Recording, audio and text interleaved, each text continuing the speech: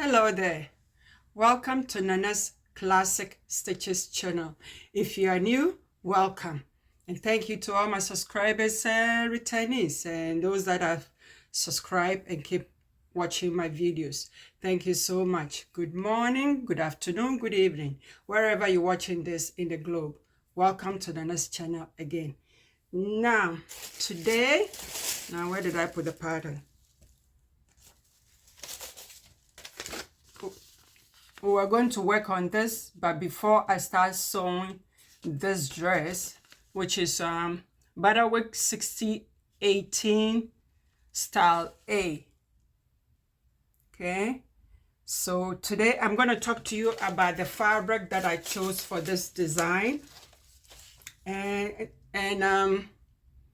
one or two things about it, and also at the end, I'll talk to you about the jumpsuit, my childish jumpsuit. Once in a while, we have to make something that brings the child out of us to enjoy. Okay, we can't always be adults all the time with all kinds of things running through our minds. So today, now how do I start it? Let me bring the camera down and I'll walk you through it. So hold on. Hello there, I'm back. I got a new ring light, so I'm trying to figure it out step by step. Anyway, the fabric that I got is 52 width, okay, and it's printed fabric. And if you look at the edge of it, the selvage, you see numbers going down. Okay, that means you had to put your patterns towards from 1. Okay, this is a little bit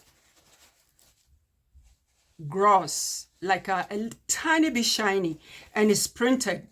So if you look at it, you might think you can put one pattern facing the head and then one other pattern bottom part opposite, like you crisscrossing the pattern, one end facing downwards and the other end facing upwards, because the fabric looks like it's patterns all over.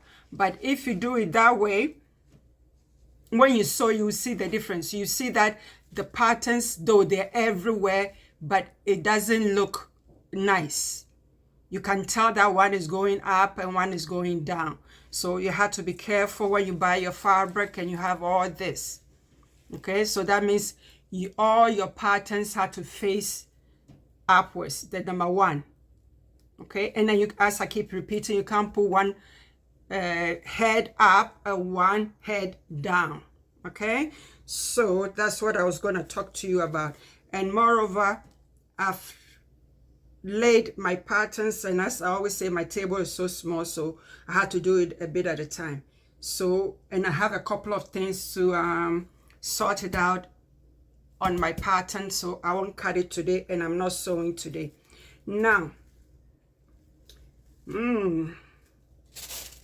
what else? Okay, the pattern. Where did I put it?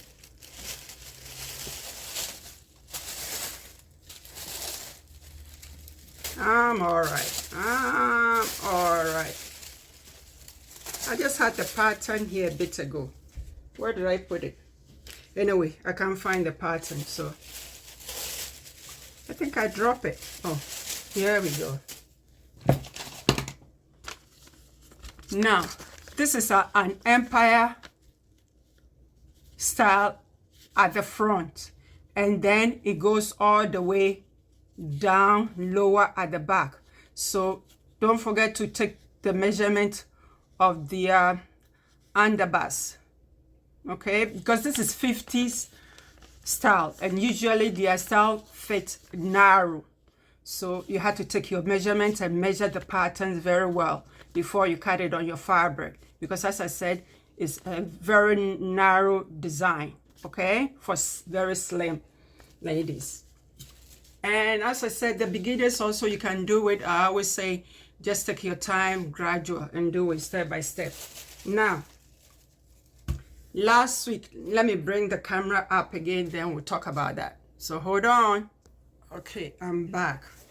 Remember project 28, part number 1 and 2. The way I did the sleeve, instead of facing, going inside, I brought it out. I think some of you might remember, but if you don't, just go back to project 28, part number 1 and 2. That's the same method that I use here, is what I use for my jumpsuit.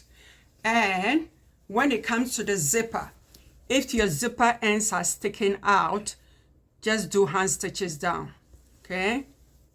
Because last week I noticed my zippers were sticking out. So do a hand stitch all the way to the end of where the facing ends, okay, on both sides. So this is the end of the video. Happy sewing, and I'll see you next week. Bye bye for now. Thank you for watching. Bye bye.